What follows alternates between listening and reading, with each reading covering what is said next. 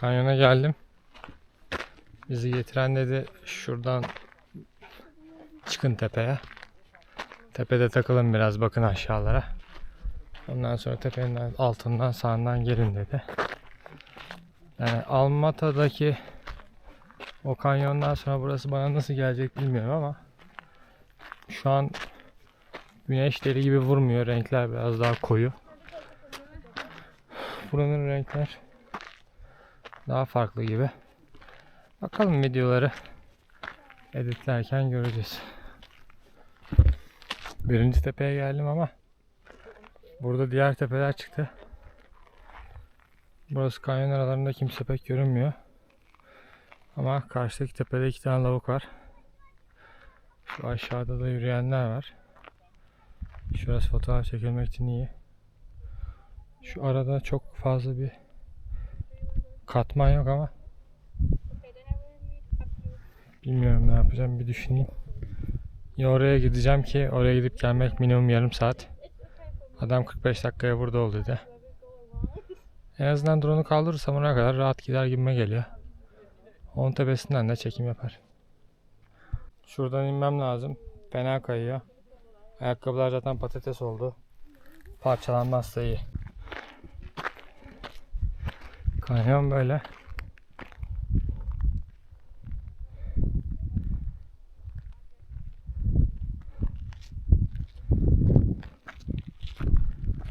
Şu tepeden indim.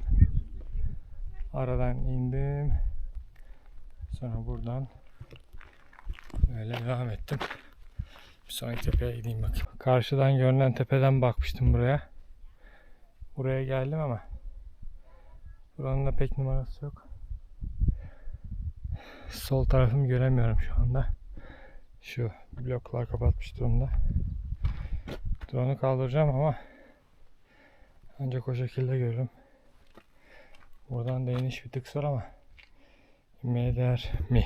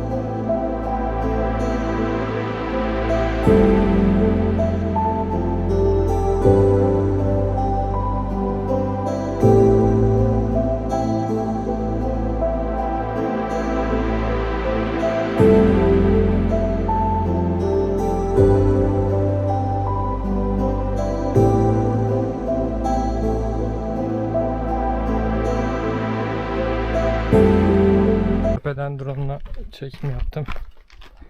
Ne kadar işe yarar, ne kadar iyi çıktı bilmiyorum. Drone biraz yavaş uçtu. Acaba kafası mı gitti drone'un bilemiyorum. Ama sanki bir şeyler yolunda değil gibi uçuyor. Bazen de stabilizasyonda dümdüz duramıyor. Anlarız herhalde yakındaki karın ağrısını. Şimdi biraz geri döneceğim. Varsa güzel bir yer bir daha kaldırırım. Bir de süreyi kontrol edeceğim. Bu arada kaya kaya da iniyorum. Bizim Ruslar oradan şöyle gidecekler. Büyük olasılıkla şu parçayı görmek istiyorlar. Ben şöyle gelmiştim. Şu tepeden indikten sonra minik tepeciklerden insanlar da şu düz kaya bloklarından çıkmaya çalışıyorlar. Burası panoramik, resim çekilmek için hazırlanmış bir pano gibi, bir arka plan gibi. Buradan karşıda göl görünüyor. Göle yakın bir mesafede. Renk değişimleri burada. Çok fazla renk değişimini içeren bir bölge yok. Şöyle birkaç şerit. O şeritlerden sonra şu tepede gördüğünüz kum rengine dönüyor. Yeşil ve kum rengi diye yaya devam ediyor.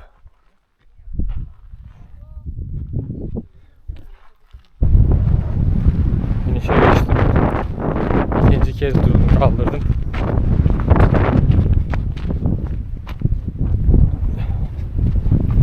Hava kararmasına 2 saat var. 2 saat olmasına rağmen ışık bayağı azaldı. Vatandaşlar durmuyor. Kanyon gezilerine devam ediyor.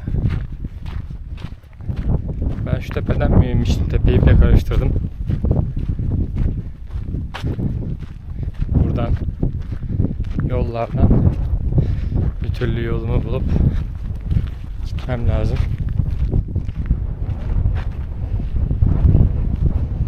Bayağı karıştı buralar. Bilmiyorum. En fazla kaybolurum.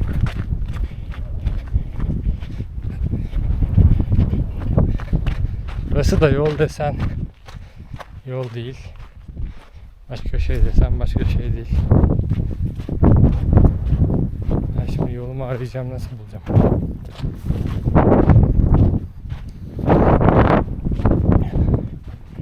Kanyonun derin vadilerinde inmiş bulunuyorum.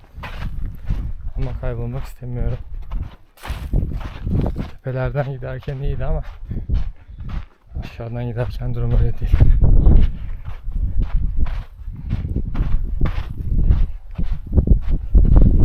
Yukarıdan çok baktık. Biraz daha aşağıdan bakalım. Zaten bu tepeden şöyle inmiştim. Şu tepenin yanından gitmek daha akıllı bir seçenek olabilir. Kanyon ama kanyonun suyu yok. Susuz kanyon.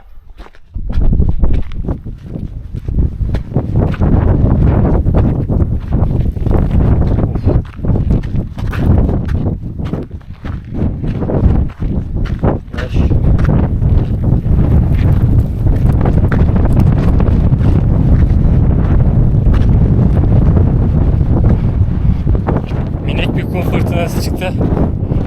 Toz dumana karıştı. Gözlerim gitti.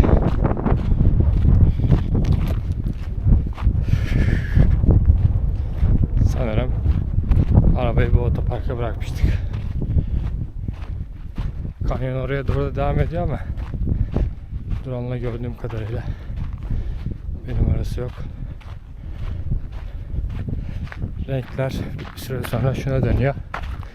Renklerinin canlı olduğu yerler bu merkezde. Zaten onu yürümekte çok uzun sürmüyor. İyi, hava serinledi. Güneş orada olmasına rağmen 20 derecedir. Küfür küfür. Şöyle bir dolandık. Orada bir göl. Göl sanki göl gibi değil, deniz gibi. Başlarken çıktığım o tepe baktığımız yer. Bizim adam Kırgızların atası olmuş. Cenk'e gidecek. Cenk'e mi gideceksin? Cengaver mi olacaksın? Cengaver.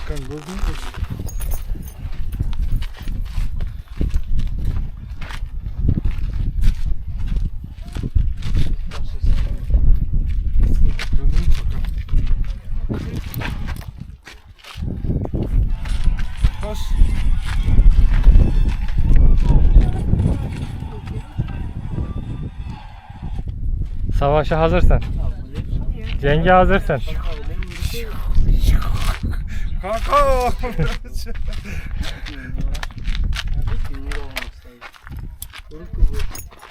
Tamam. Yazık. Aynen.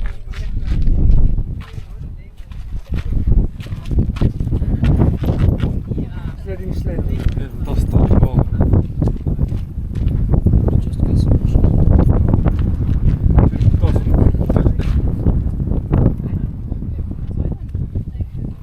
Ben Cenk'e gidiyorum. Savaşa gidiyorum.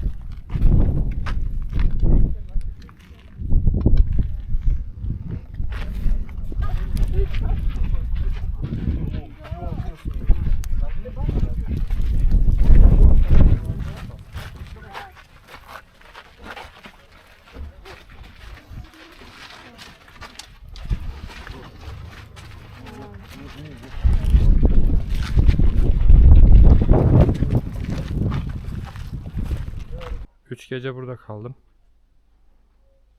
Fiyatı bayağı iyiydi. Neden ucuzdu bilmiyorum ama tatmin etti. Yatakta otellerin ve hostellerin yataklarına göre daha rahattı, daha sağlamdı. Beklenmeyen performans. Şimdi de karakol için ayrılıyorum. Bir